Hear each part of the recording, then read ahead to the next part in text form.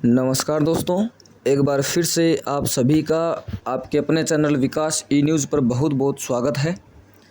दोस्तों, ये जो वीडियो है वो आपके लिए राजस्थान रीट भर्ती 2024 के रिगार्डिंग बनाया गया है, जिसमें हम मूल रूप से ये बात करने वाले हैं कि एक जो छात्र है वो कम उम्र में किस प्रकार से अध्यापक बन सकता है, उसको अपनी 10वीं या 12वीं के बाद ऐसा कौन सा कोर्स करना चाहिए जिससे वो अध्यापक भर्ती का पेपर दे सकता है।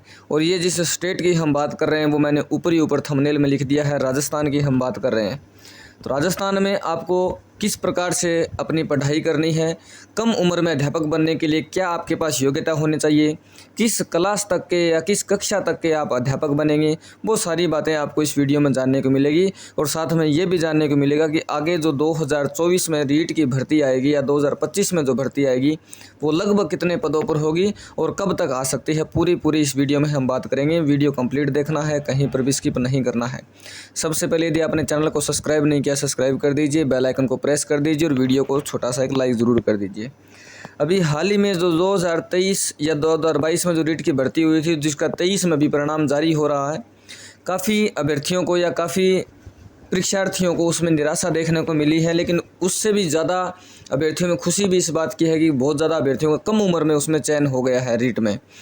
और काफ़ी अभ्यर्थी ऐसे भी हैं जिन्होंने बहुत मुश्किल से, बहुत संघर्षों के बाद इसमें चयन लिया है।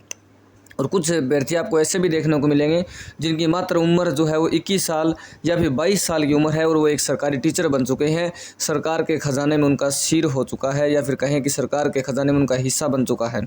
वो सरकार के ख़जाने का हिस्सा बन गए हैं। अभी उनके जो सरकारी योजनाओं का जो लाभ है वो मिलेगा, सरकार की तरफ से उनको तनख्वाह मिलेगी और उनके नाम के आगे एक नाम लग चुका है, सर जी, सरकारी टीचर वो बन चुके हैं। तो आप भी किस प्रकार से कम उम्र में अध्यापक बन सकते हैं, कौन सा कोर्स उन्होंने कर रखा था, किस प्रकार से आप भी वो कोर्स कर सकते हैं, सारी की सारी जानकारी हम इस वीडियो में देंगे। वीडियो कंप्लीट आपको देखना है। सबसे पहले चैनल सब्सक्राइब आप कर दीजिएगा। अब हम सीधा वीडियो आगे शुरू करते हैं। देखिए, राजस्थान की जो रीट भर्ती है, रीट भर्ती में दो प्रकार के टीचर बनते हैं। एक तो बनते हैं 1 से लेकर के 5वीं तक के टीचर, और एक बनते हैं 1 से लेकर के 8वीं तक के टीचर। यहाँ पर आप ये समझ सकते हैं, या फिर यहाँ पर आप ये कह सकते हैं 5वीं तक के टीचर और 6 से लेकर के 8वीं तक के टीचर। जो 1 से लेकर 5वीं तक के टीचर है उसको लेवल 1 बोलते हैं, L1 लेवल 1, और लेवल ये होता है लेवल 2। और लेवल 1 में यदि आप अपीयर होना चाहते हैं तो आपके पास में सिंपली, यदि आपने 12वीं क्लास अपनी कर रखी है और आपको यदि कम उम्र में टीचर बनना है, आपने हाल ही में 12वीं क्लास की है, तो राजस्थान में जितने स्टेट, माफ़ी चाहूँगा, भारत में जितने स्टेट हैं, इस 12वीं के बाद एक कोर्स होता है जिसको अलग अलग नामों से जाना जाता है। कुछ जगह पर इस कोर्स का नाम JBT के नाम से जाना जाता है, कुछ जगह पर इस कोर्स को BSTC के नाम से जाना जाता है, और कुछ जगह पर इस कोर्स को DELED इस नाम से जाना जाता है। तो आपके यहाँ किस नाम से जाना जाता है वो आपको कमेंट बॉक्स में बताना है। आपने यदि इनमें से कोई भी कोर्स कर रखा है, ये इसी नाम से जाने जाते हैं, BSTC, JBT या फिर DELED। उत्तर प्रदेश में जैसे DLD, BEd को DLD बोलते हैं, हरियाणा में DLD, राजस्थान में DLD, काफ़ी जगह JBT भी इसको बोलते हैं। तो आप जिस भी स्टेट से हो और आपके यहाँ जो भी इस कोर्स का नाम है वो आपको कमेंट बॉक्स में ज़रूर बताना है। इसके अलावा आगे यदि हम बात करें तो आपने यदि 12वीं क्लास के बाद में ये कोर्स कर रखे हैं, एक ही कोर्स है ये सारे, आपने कोई भी कोर्स अपना कर रखा है। और पहली बात मैं यहाँ पर यह भी क्लियर कर देता हूँ कि राजस्थान में जो रीट भर्ती होती है उसमें इंडिया का कोई भी स्टेट का कैंडिडेट जो है उसमें अप्लाई कर सकता है, फॉर्म दे सकता है। लेकिन एग्ज़ाम के लिए आपको राजस्थान स्टेट में आना पड़ेगा, एग्ज़ाम सेंटर आपका यहाँ राजस्थान में होगा। और उसके बाद में यदि हम बात करें, मान लीजिए आपने BSTC का कोर्स कर रखा है, आपकी BSTC 12वीं जैसे ही आपने की, उसके बाद तुरंत बाद आपने BSTC का कोर्स कर लिया, तो आपके हाथ में आपको सिर्फ और सिर्फ आगे आने वाली रीट भर्ती का इंतज़ार करना है। जैसी रीट भर्ती आएगी, आप 1 से लेकर 5वीं तक की जो टीचर भर्ती जिसको लेवल 1 मैंने बताया था, उस लेवल 1 के लिए अप्लाई करने योग्य हो जाओगे, आप उसमें अप्लाई कर सकते हो।